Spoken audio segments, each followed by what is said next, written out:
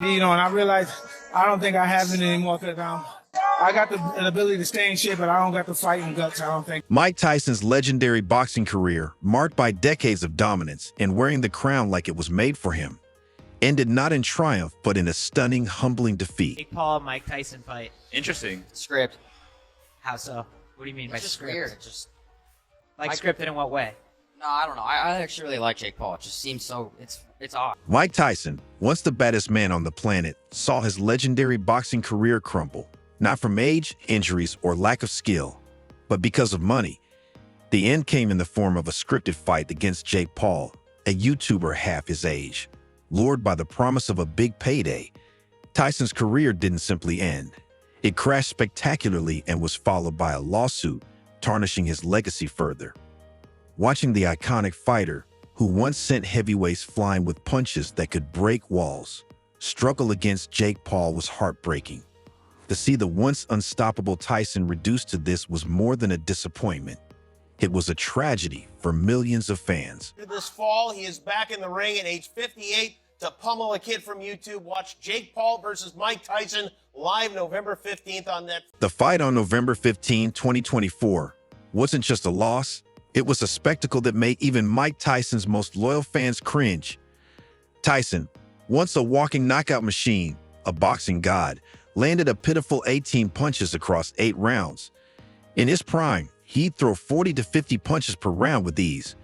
Watching him reduced to such slow-motion action was like seeing an old action movie play out on pause. Jake Paul, 31 years younger and still new to boxing, basically played babysitter. You could tell he was holding back, as if knocking out Tyson would have been bad PR. It wasn't a fight. It was a bizarre celebrity charity match, except the only thing being raised was public embarrassment. And why were Tyson and Paul even in the ring? One word: money.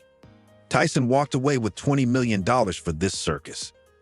At that price, who wouldn't take the deal, even if it means becoming a meme for eternity? But was it worth it? Tyson's legacy, the thing that made him a living legend, is now tied to a loss against a YouTuber. A YouTuber. It's like seeing an iconic 80s rock band reduced to playing for tips at a local pizza joint. Fans were furious. Some called the fight elderly abuse, while others dubbed it a scripted spectacle after a supposed fight prediction leaked online, suspiciously matching the events of the match. Tyson, once feared and revered, now faces the unfortunate reality of having his career end with ridicule, leaving fans wondering if the payday was worth tarnishing the legend of the man who once ruled the ring. Up his hand down, when it was clear as day that Jake's face was wide open to receive it. Bro, this is disappointing. The internet erupted with conspiracy theories faster than you could say rigged. Fans who bet real money on the fight expected Tyson to at least throw some power punches, but instead got sluggish jabs and awkward footwork. The only knockout moment was how quickly fans tore down Tyson's legacy afterward. But this wasn't just about the fight. It was the chaos that followed. Tyson's wife, Leah Kiki Spicer, reportedly said, "That's it, officially pulling the plug on his career to focus on his health and what little remains of his legacy." As for Tyson, he seemed uncertain about retirement. One day, he was hinting at a comeback, even playfully challenging Jake Paul's brother, Logan Paul.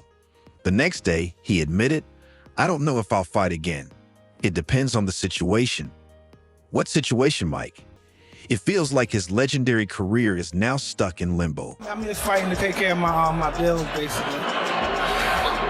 I don't have the stomach for this kind of no more. I'm more conscious of my children and those guys looking at my appearance. I don't have that ferocity. I'm not an animal. The saddest part is that this isn't how we were meant to remember Mike Tyson.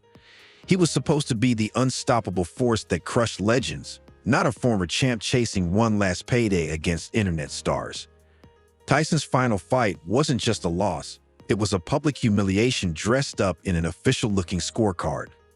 The numbers said it all: 80 to 72, 79 to 73, 79 to 73. A unanimous decision so one-sided, it felt like the judges were writing Tyson's boxing obituary in real time. These rounds weren't even close. Jake Paul, 31 years younger and far less experienced, dominated from the opening bell to the final second.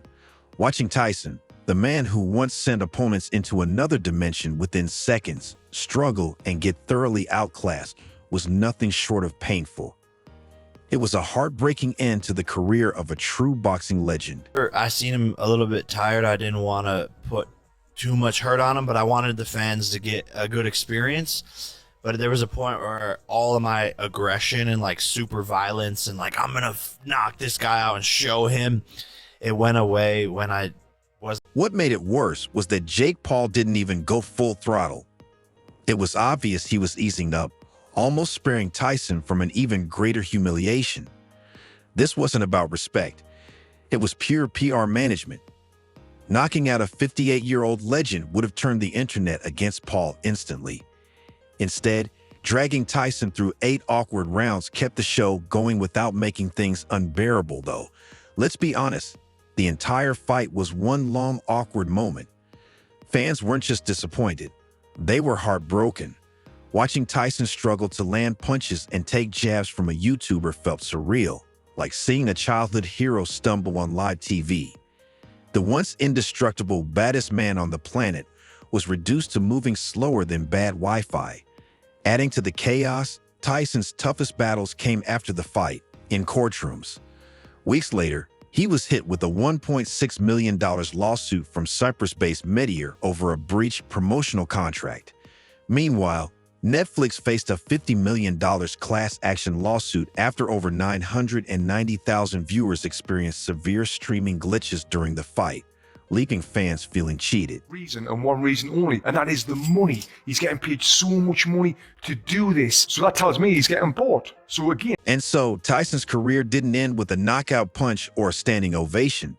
It ended in a courtroom, buried under legal complaints, breach of contract allegations, and class action lawsuits.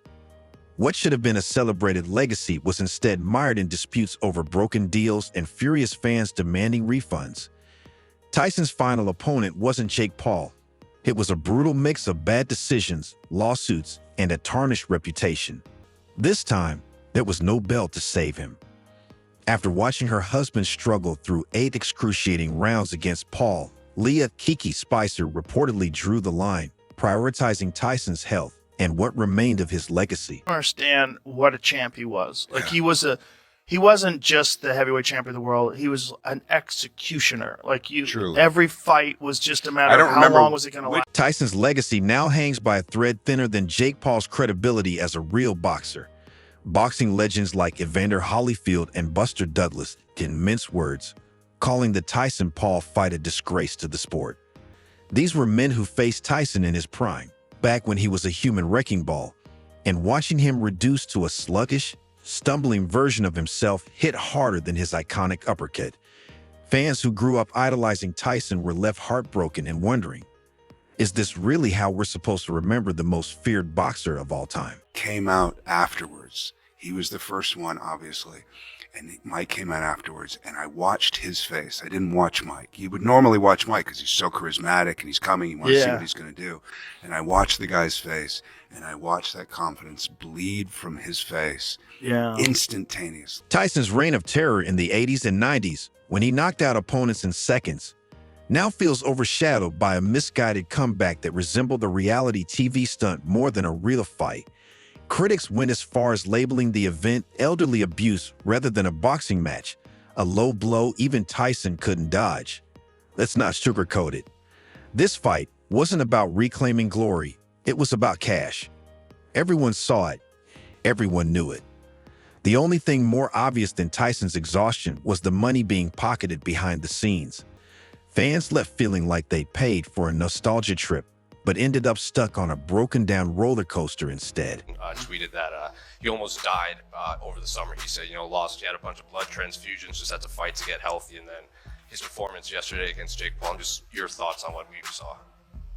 Mike Tyson was right, and I was. With Spicer's no-nonsense intervention, Tyson's deteriorating health, and enough legal and drug drama to fill an entire season of * Law and Order *, it's clear. The writing is on the wall. Mike Tyson's boxing career is officially over. Game over. Even boxing analysts who were skeptical from the start now agree that Tyson should have hung up his gloves long before Jake Paul even entered the ring. Tyson's legacy will always be tied to this terrifying knockout power and reign as the baddest man on the planet. But let's be honest, this awkward, lawsuit-filled Jake Paul loss will forever be part of his story, whether we like it or not. He'll be remembered as both the heavyweight destroyer and the aging fighter who stayed around just a bit too long. And just like that, the final bell has rung on Mike Tyson's legendary career.